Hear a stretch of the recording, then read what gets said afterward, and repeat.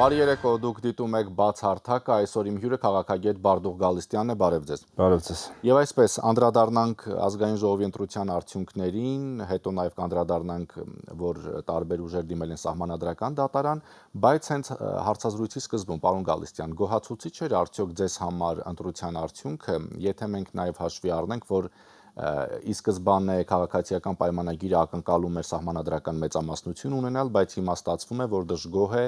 ընդդիմությունը։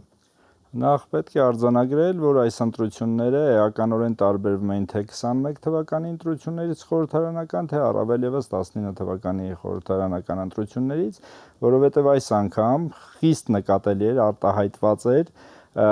Ռուսաստանի գերճնշումը եւ գերազդեցությունը մեր հասարակության եւ ընտրությունների վրա, որովհետեւ եթե օրինակ 21 թվականի ընտրություններին Ռուսաստանը չնայած այնքան էլ համաձայն չէր Նիկոլ Փաշինյանի ընտրվելուն, բայց նրանից վտանգ եւ վախ որպես այդպեսին չէին նկատում, սակայն այս անգամ Ռուսաստանը շատ լավ հասկանում է, որ փոխվել է Հայաստանում քաղաքականությունը, գործող իշխանությունների վերցրած քաղաքական արտաքին հարաբերությունների կուրսը բացարձակ այլ է, վեկտոր է փոխվում, հետեւաբար Ռուսաստանը Հայաստանը կորցնելու մեծ վտանգ տեսնելով ամեն ինչ փորձում էր անել Հայաստանում իշխանափոխություն իրականացնելու։ Բոլոր գործիքները փորձեցին օգտագործել, մի քանի ճակատով, մի քանի ուժերով փորձեցին ներգրավել քաղաքականության մեջ, նույնիսկ բացահայտ խոսեցին իրենց տեխնացուի մասին եւ իրենց տեխնացուին չգրանցելու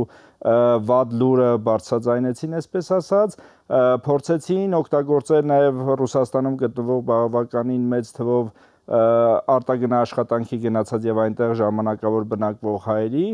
այս ընտրությունների վրա ազդելու, սակայն իրենց այս ակնկալիքները եւ իրենց պատկերացրած հաջողությունները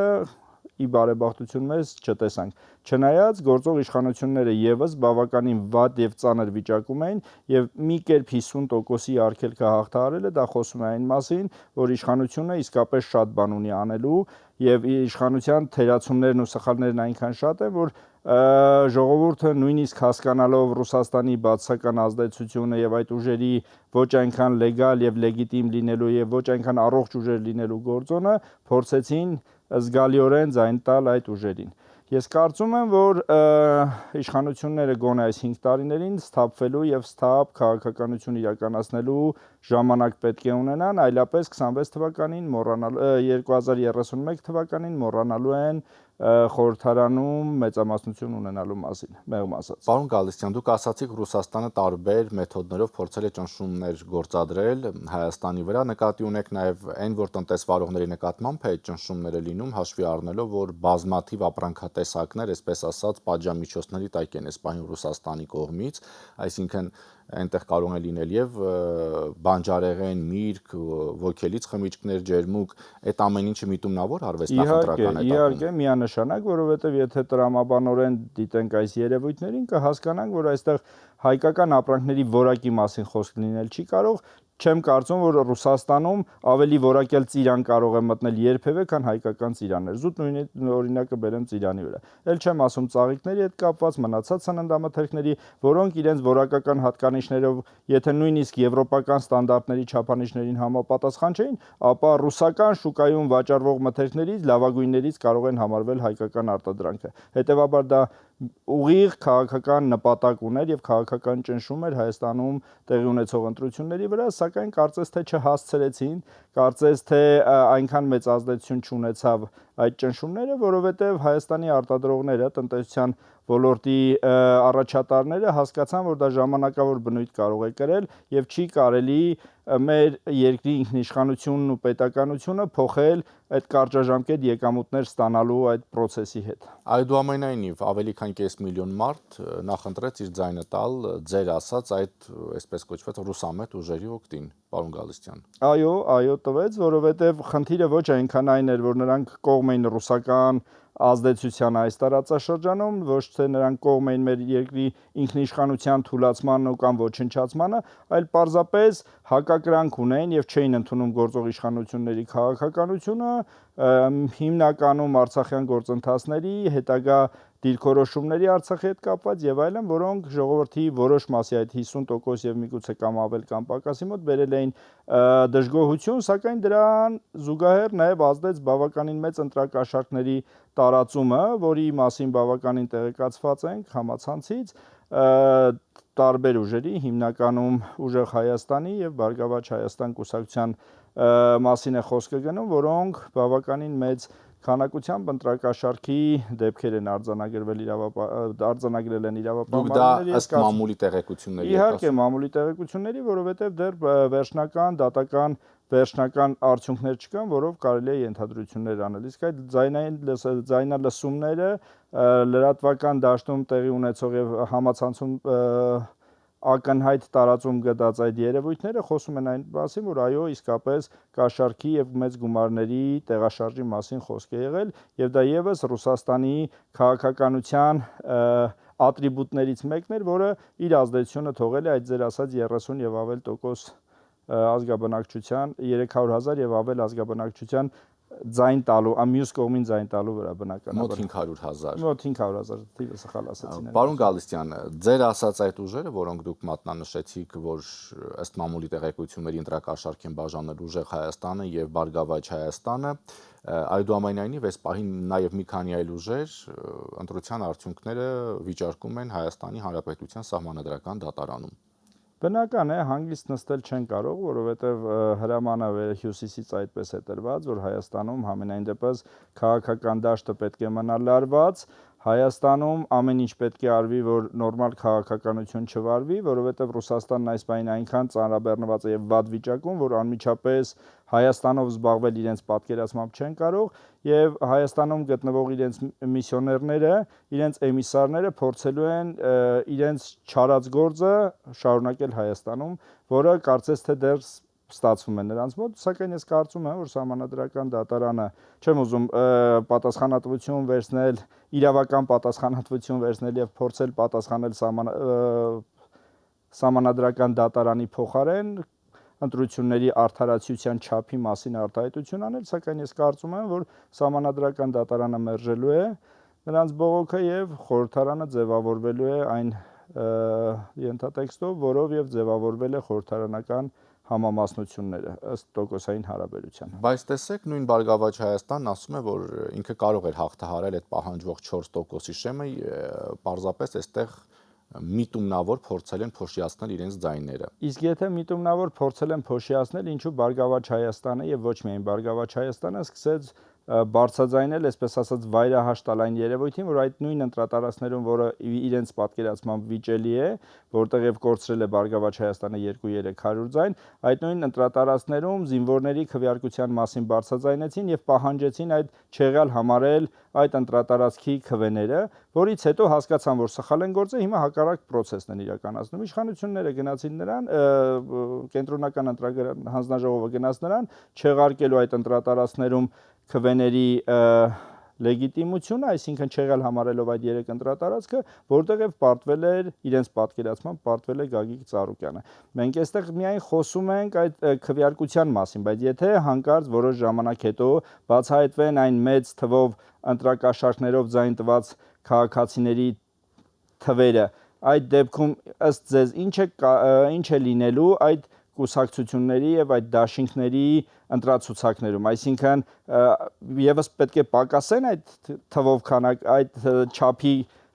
ընտրողների թիվը տվյալ ցուցակներում, թե ոչ։ Հետևաբար նրանց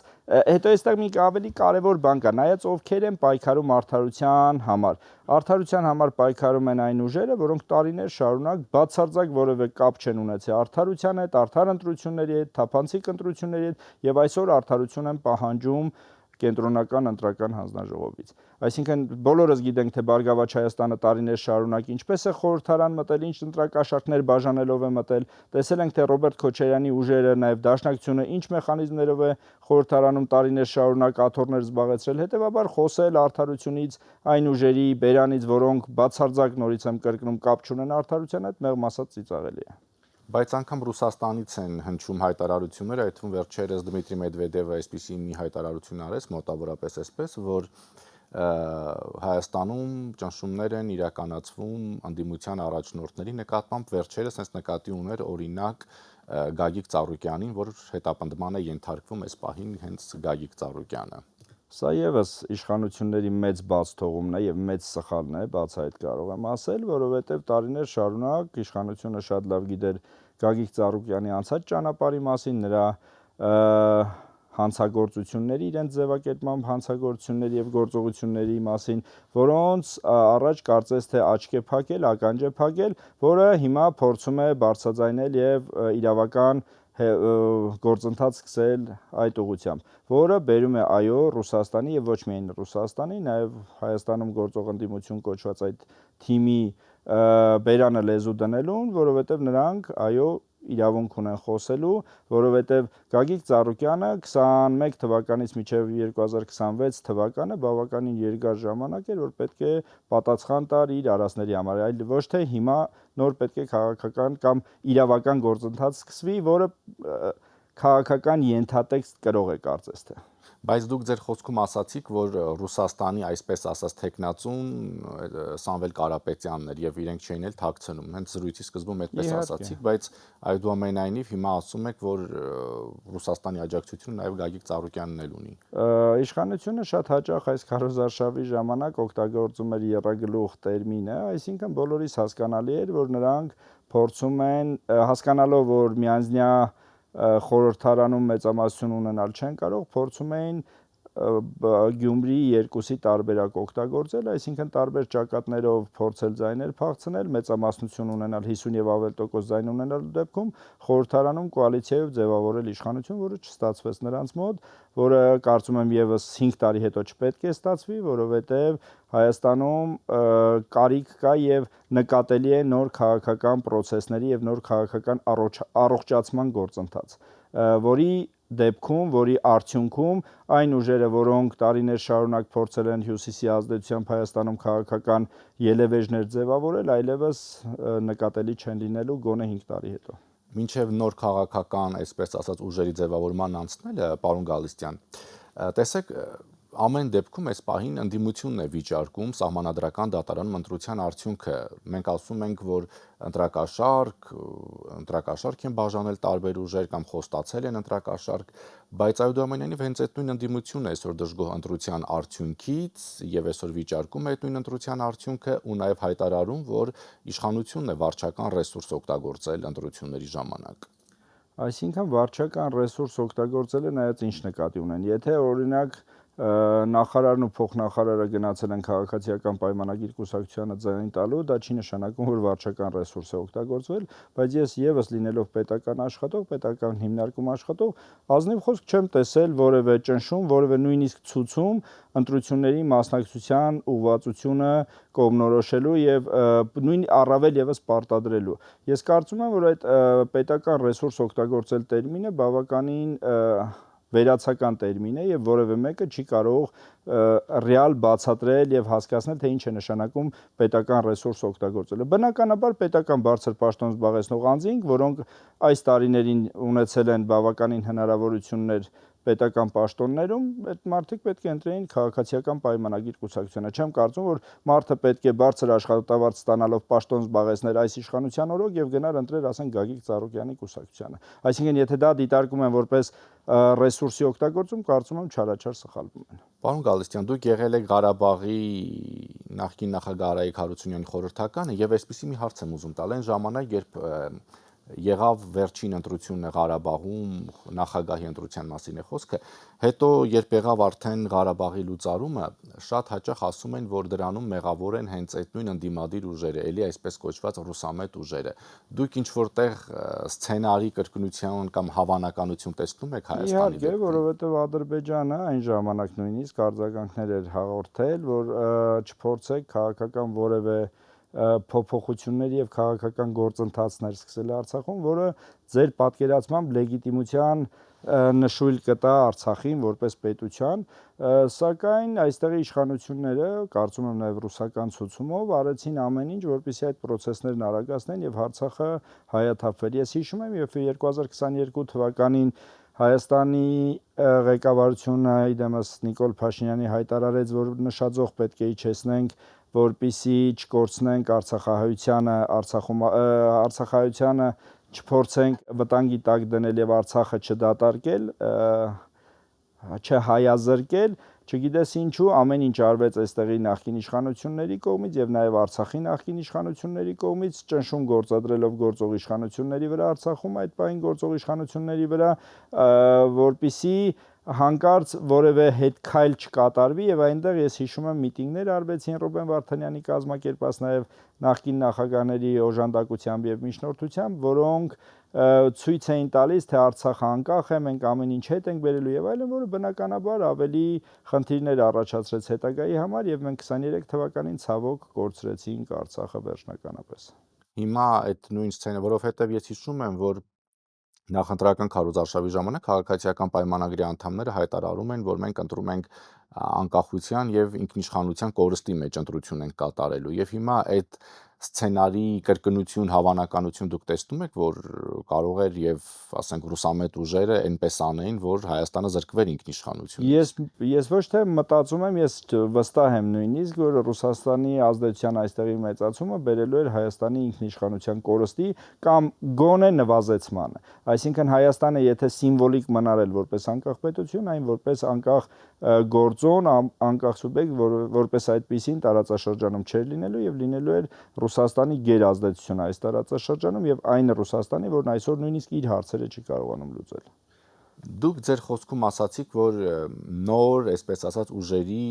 այսպես կարիք կա, նոր ձևավորվող ուժերի։ Տեսեք, ես ձեր նախորդ զրույցում էլ մեր այդ մասին հարցրեցի, դες ինչու չկարողացավ այսպես կոչված մյուս ընդդիմությունը, այս արևմտամետ ընդդիմությունը միավորվեր։ Անցել է մոտավորապես 1 ամիս մեր զրույցից, ես այդ հարցը տվել եմ եւ Ազատ Արշակյանին, եւ Լևոն Շիրինյանին, նրանք ովքեր եղել են այս տաղավարում։ Եվ որևէ մեկից չեմ կարողացել հստակ պատասխան ստանալ։ Այդ դեպքում ինչու այդ նույն ուժերը իրենց անձնական, այսպես ասած, ցանկությունները չդրեցին մի կողմ եւ չմիավորվեցին, ինչպես իրենք են շատ հաճախ ասում, հանուն Հայաստանի Հանրապետության։ Ես եւս այդ հարցին պատասխանել չեմ կարող, որովհետեւ այդ ուժերից որևէ մեկը չեմ ես քաղաքական պատասխանատվություն նրանց գործողությունների համար չեմ կարող կրել, սակայն կարծում եմ, որ իսկապես ունեն խնդիր, անկախ նրանց դիրքորոշումից, քաղաքական ուղեգծից, մաքրության աշճանից քաղաքական դաշտում, համենայն դեպս դա ունեն ամենամեծ խնդիրը չհամախմբվելու, կոալիցիա չձևավորելու, չկոնսոլիդացվելու կամքի ուժ չդրսևորելով, որը բերեց այս արդյունքին։ Ես կարծում եմ, մեր քաղաքական դաշտին պետք են ավելի երիտասարդ եւ ավելի առողջ ուժեր, որոնք կկարողանան տարիների ընթացքում ձևավորել առողջ քաղաքական մթնոլորտ եւ փոխհարաբերություններ, որը հնարավորություն կտա գոնե հաջորդ ընտրություններին միասնական ներկայանալ ժողովրդին եւ իսկապես խորհրդարանում ունենալ առողջ քաղաքական ուժ, որը ոչ թե այն, որ մենք տեսնելու ենք մոտակա 5 տարիներին խորհրդարանում ցավոք։ Ամեն դեպքում, եթե մենք շատ հաճախ ասում ենք, որ նույն ինչպես բնութագրվում է ռուսամետ ուժեր, չգիտեմ, այսպիսի ուժեր կամ հենց խորհրդարանական ընդդիմություն, իրենք կարողանում են գալ ընդհանուր հայտարարի, կարողանում են համագործակցել, բայց այս դեպքում արևմտամետ ընդդիմությունը չի կարողանում իր անձնական տարաձայնությունները դնել մի կողմ եւ համախմբվել։ Նախ դա իմ խոսույթը չէ ռուսամետ քաղաքական ուժեր, որովհետև նրանք ակնհայտ ասում են, որ այո, իրենք ռուսական են, ռուսական ուժեր են, ռուսական ազդեցության գոտում են եւ չեն էլ հերքում այդ մասին, հետեւաբար դա այդպես է։ Պարզապես տարբերությունը նրանում է, որ նրանք ուղղորդվում են մի կետից, այսինքն Ռուսաստանը ազդեցություն ունի այդ բոլոր ուժերի վրա, սակայն արևմտամետ ուժերը կամ շատ թե քիչ առողջ ժողովրդավար ուժերը որևէ աղբյուրից, այսպես ասած, չեն սվում եւ չեն ղեկավարվում, հետեւաբար նրանց միավորելը դրսից երևում է, որ չկա։ Իսկ այն ուժերը, որոնք բոլորն էլ ուղղորդված են հյուսիսի մեր ճակերտավոր դաշնակցի կողմից, բնականաբար նորմալ է, որ նրանց հրամանները գալիս են նույն կետից եւ նրանք պարտավոր են դա իրականացնել եւ այո, ջանասիրաբար եւ պարտաճանաչ կատարում են իրենց տրված հրամանները։ Շնորհակալություն։ Ես եւս շնորհակալ եմ։ Հիշեցնեմ իմ հյուրը քաղաքագետ Բարդուղ Գալստյանն էր, շնորհակալություն ուշադրության համար, հաջողություն։